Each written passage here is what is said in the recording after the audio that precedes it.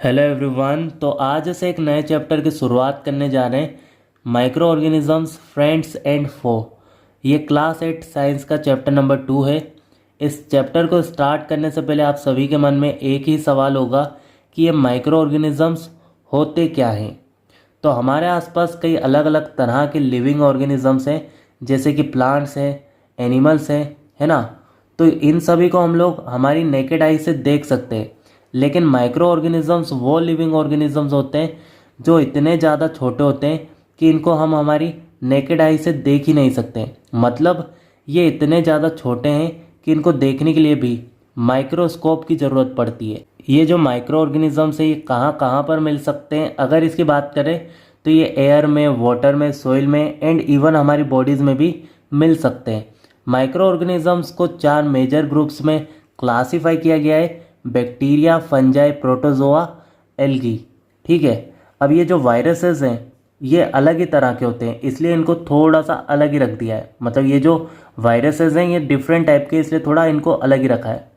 देखिए, अगर हमें माइक्रो ऑर्गेनिजम्स के बारे में डिटेल में समझना है तो उसके लिए सेल के बारे में थोड़ा सा पता होना चाहिए। इसलिए बैक्टीरिया से पहले स्ट्रक्चर ऑफ सेल को देखते हैं। Cell structural, functional and biological unit है सभी लिविंग बींग्स के लिए। अभी के लिए आप लोग बस इतना समझ लो, सेल से ही सभी लिविंग बींग्स बने होते हैं। सेल में ये जो पतली सी लेयर होती है इसे कहा जाता है सेल मेम्ब्रेन या फिर प्लाज्मा मेम्ब्रेन।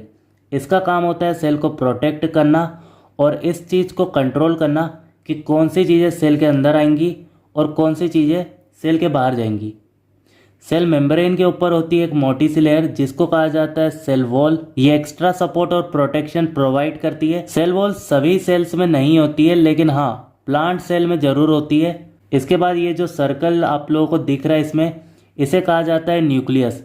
न्यूक्लियस में ही हमारा जेनेटिक मटेरियल स्टोर होता है, यानी कि डीएनए इसी में होता है। यहाँ पर ये जो खाली जगह दिख रही है आप लोगों को, असल में ये खाली नहीं होती है, क्योंकि यहाँ पर होता है जेली लाइक सब्सटेंस और जिसे कहा जाता है साइटोप्लाज्म। सेल में इसके अलावा भी और भी बहुत सी चीज़ें होती हैं, लेकिन अभी के लिए सिर्फ इतना ही काफ़ी है।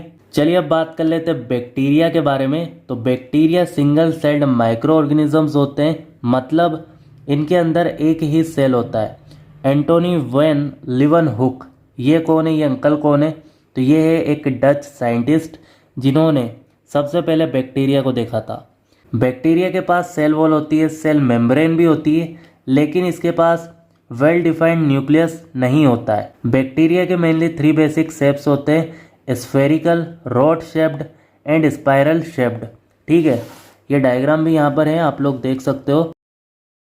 अब कुछ बैक्टीरिया दोस्तों यूज़फुल होते हैं, जैसे कि राइजोबियम बैक्टीरिया, ये नाइट्रोजन फिक्सेशन के काम आता है। लैक्टोबैसिलस बैक्टीरिया, ये कर्ड फॉर्मेशन में काम आता है। Some of the bacteria cause disease, कुछ बैक्टीरिया होते हैं जो कि डिजीज़ कॉजिंग होते हैं। तो इनसे कौन सी डिजीज़ हो सकती है? Tuberculosis, cholera, typhoid.